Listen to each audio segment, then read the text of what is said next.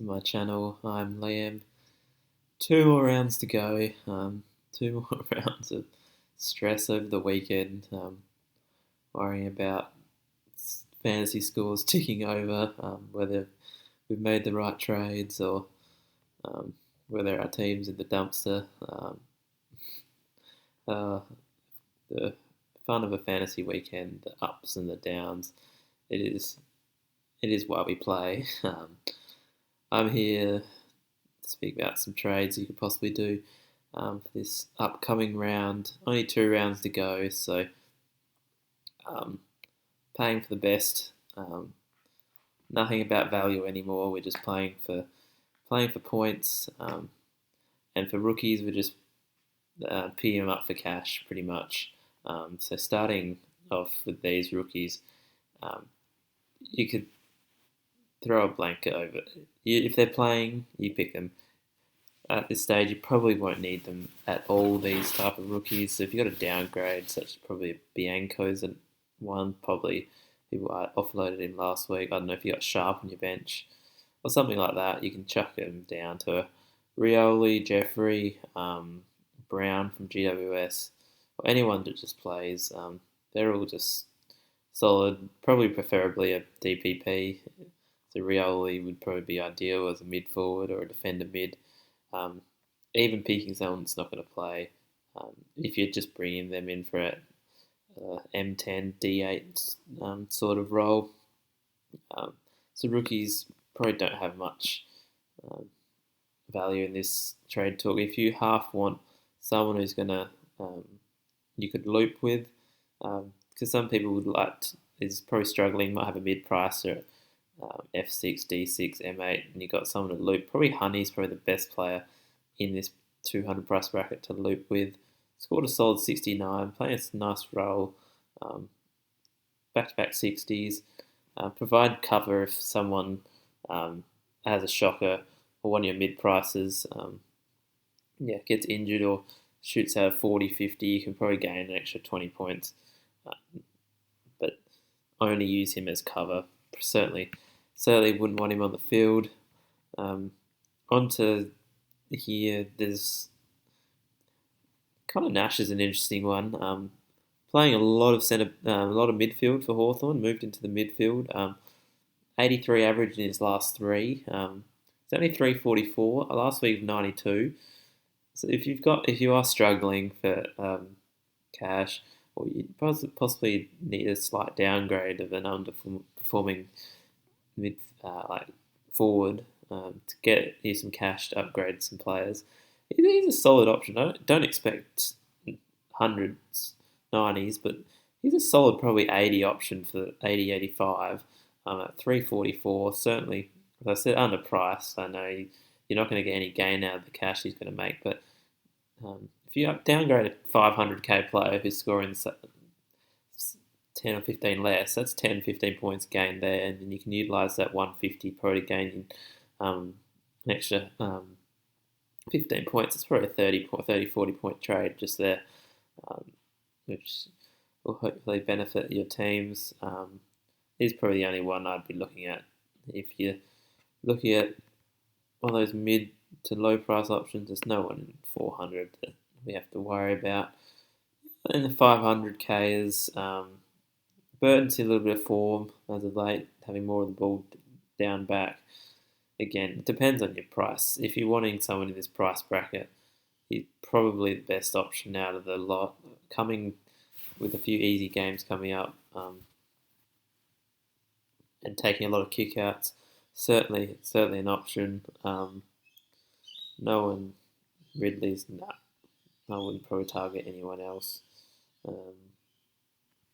Probably the 600 bracket is an interesting one. If you're looking for someone slightly underpriced, Whitfield at 688, two relatively easy matchups in the coming 2 weeks. Certainly way underpriced at 688. And I said before probably not to look for value, but he's also scoring ability in this price bracket. Lloyd 700 is probably more consistent than Whitfield. If you want two solid hundreds, that he's the man. But Whitfield has a ceiling of 130, 140. That could help you win your league matchups. Another couple 600 guys.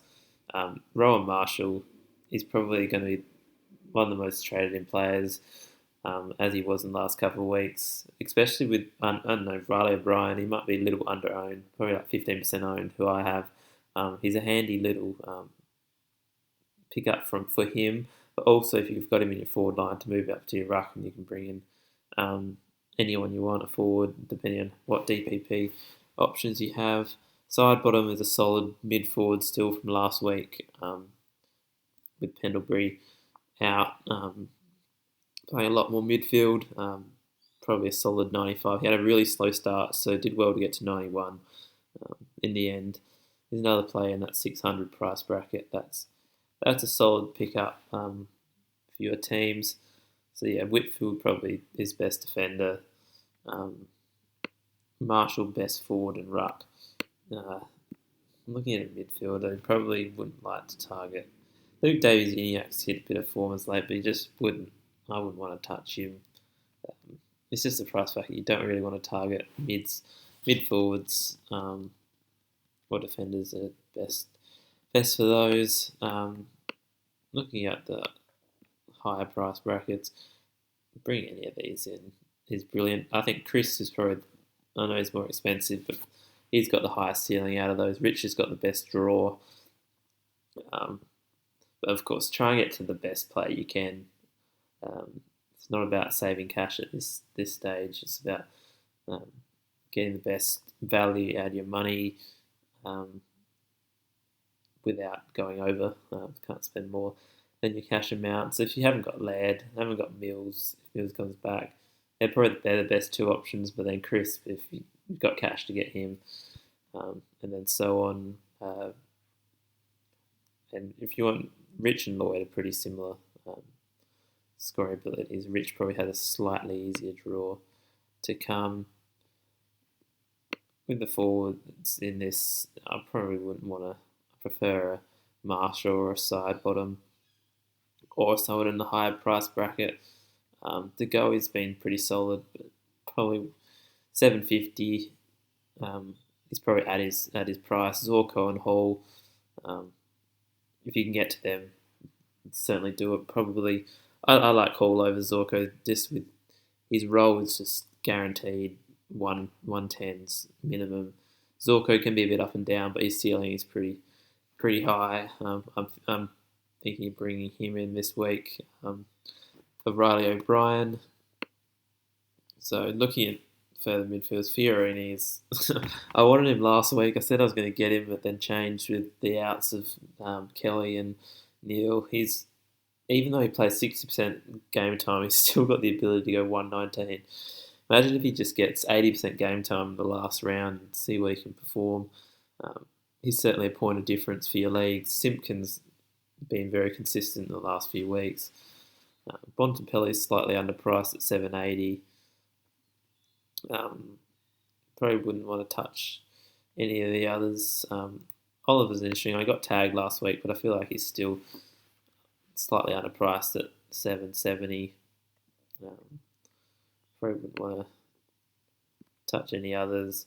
Oh, also keep forgetting that sometimes they're in my team and not on the side. Taranto's underpriced if Hopper doesn't come back. It'd be interesting if Kelly comes back, what his new role is. But Taranto is certainly underpriced if those two are out. McRae at 780. If you can pick him up in the 700s, he's always a bargain. And if you get to Steele and Miller, great work. You've saved up a lot of cash. But they're just locked in VC captain options for the round. Even if they're 100k more, that captain boost of an extra 15 points is worth their price. If you want a little bit cheaper, I think Lyons, with his draw coming up, he had a really slow start to last week. I thought that trade was an absolute stuff up, but I see him with a really high ceiling, same as Titch. I don't think they'll get tagged in the next few weeks. And they're very solid captain picks for the coming rounds. So they're my options. I'm pretty happy with what I'm going to do this week. Bianco down to a rookie who's playing at the moment.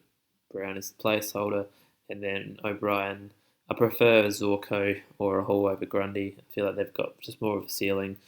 Um, Grundy's been a little bit down, playing Brisbane this week as well, so um, McInerney's been a little bit difficult to score against in the ruck, but Collingwood a pretty easy team to score against.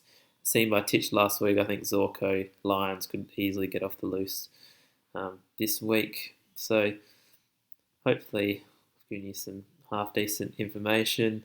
I'll be reading the comments below. If you've got any team queries, I'm always happy to help. Until either Monday, Tuesday, who knows when the fixtures will come out. Hopefully a positive review for this round 22, and only 1 week to go after that. So till then, have a good one.